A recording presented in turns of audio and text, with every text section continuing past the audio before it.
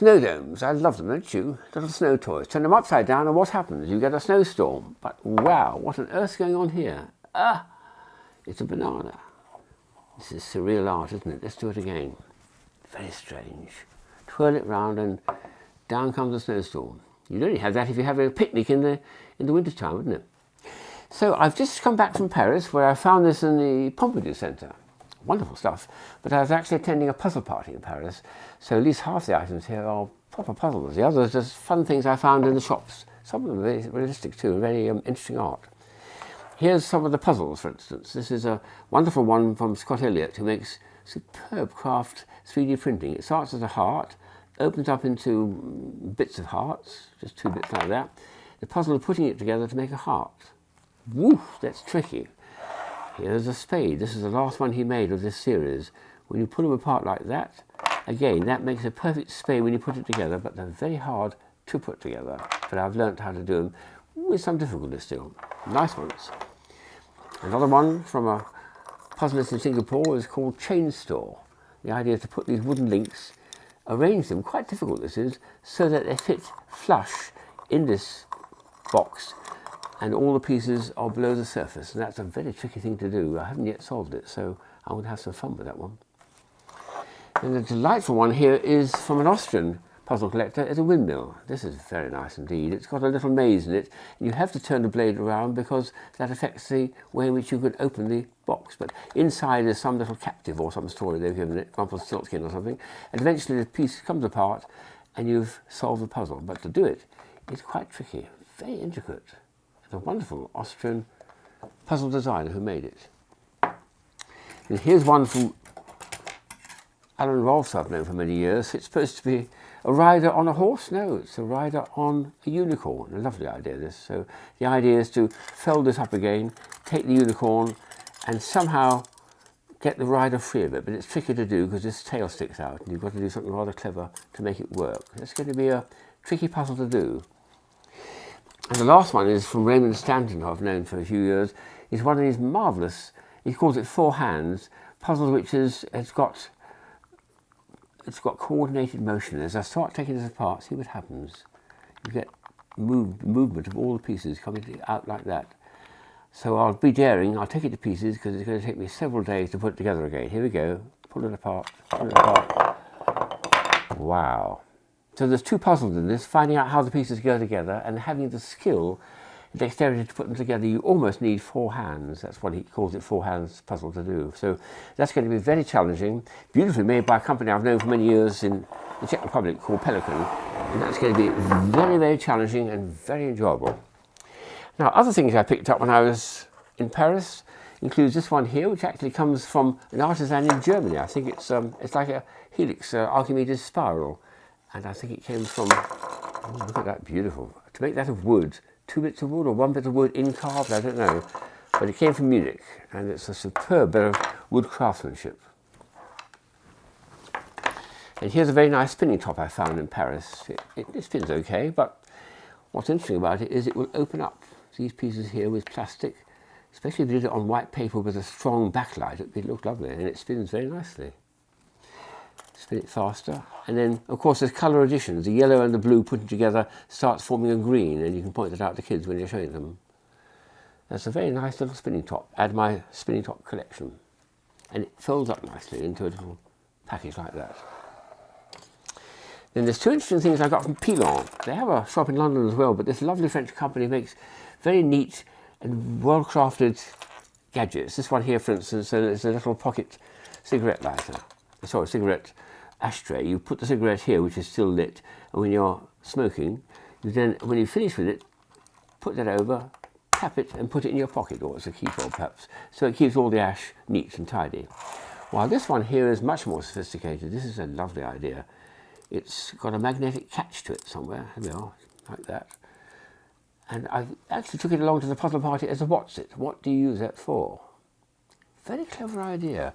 What you actually do is put it on the end of a table, or a woman would do it, put it on the edge of a table when she's having her dinner, and hang her handbag on it. But I haven't got a handbag, I don't have such things, but here we'll hang the chain in it just for a bit of fun. Hang it up like that. So the woman would remember the handbags underneath the table because she's got this little pretty little design pattern thing on the top of the table. It's got a nice little non-slip surface too, so a very sensible thing for a woman to have in a restaurant to hold her handbag where it's safe and can't be pinched. At the same time, when she's finished with it, she just puts it in like that, flips it together, there's a little magnetic catch and it puts it back into her handbag when she's left the restaurant. So very, very neat little item that. I love things which have got some neatness to them. Here's a magic trick which I've learned how to do now. It's actually 3 mummies, a blue one, a red one and a yellow one, and the idea is you ask your victim, they call it, your friend you're entertaining, to put this in and put the cover on and put those in his pocket all the time you're outside the room, in another room or your head turned away, and then you can tell from a very, very clever little secret which of the colours of the mummy is in the box. You say it's a yellow one, and it is, and every time you get it right, because you're observing something very clever about the performance of this in there. But I won't give the ticket away. I won't. Here's a very high-tech novelty which they produced in America recently. It's a Chameleon. This thing here. It's electric. It's got where's the on switch? There we are. It's got some lights there and a camera. And when you put it onto different colours, it takes up the colour underneath it. Yellow, orange, purple, that's a deeper purple actually, blue, and back to green again. Wow, beautiful. All detected from this little arrangement here. And you don't need to squeeze it, it just gives the colour of the circle underneath, the Chameleon. Isn't that wonderful? So that's a very high-tech toy coming from America. There's a most charming French toy here which I hadn't seen before, which they call flip vase. This is a lovely idea. It's like a calendar almost, but it's got this funny thing inside it, which is actually a little water vase. You're supposed to put water in that, and when you put water in it, you then mount it in here into those little cross elastic bands, and you start putting things over it, and then you've got a bit of flour in it. So let's get a little flour to put inside it, shall we? There's a dog peeing on the flour. Well, let's go back to the beginning and take it from the start, because there's about 8 pictures and each of them has a different bit of fun. So there's the front page, and the first one we've got a man sweeping up the leaves. So let's put the flour in there into the vase. I haven't put water in it, but that's the idea. You're supposed to put water in it, and then it keeps the flour alive for longer.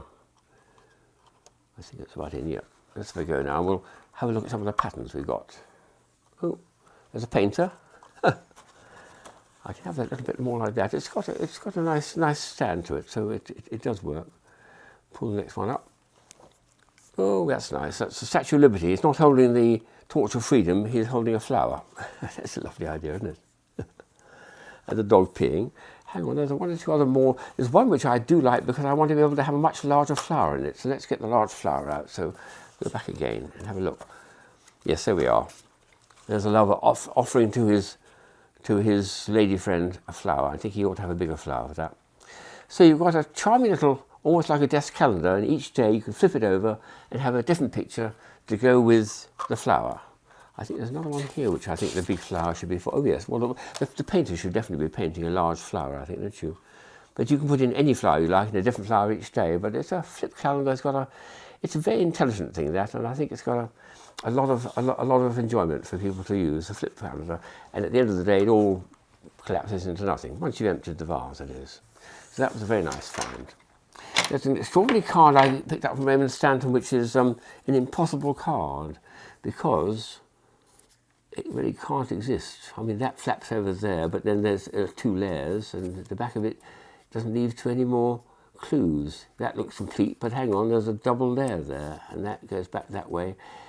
It's a very, very clever design like that, and how he's done it, I can't imagine. And he made it into his business card. Well, that's very intelligent. Beautiful idea. The last item is something which I've picked up from one of the Russian puzzlists.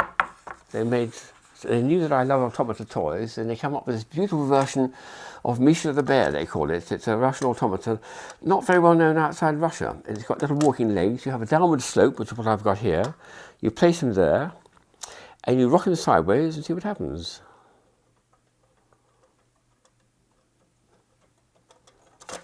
I'll starting a little further down. Isn't that beautiful? What a lovely... Oh, and one more go here then. All right. Wow.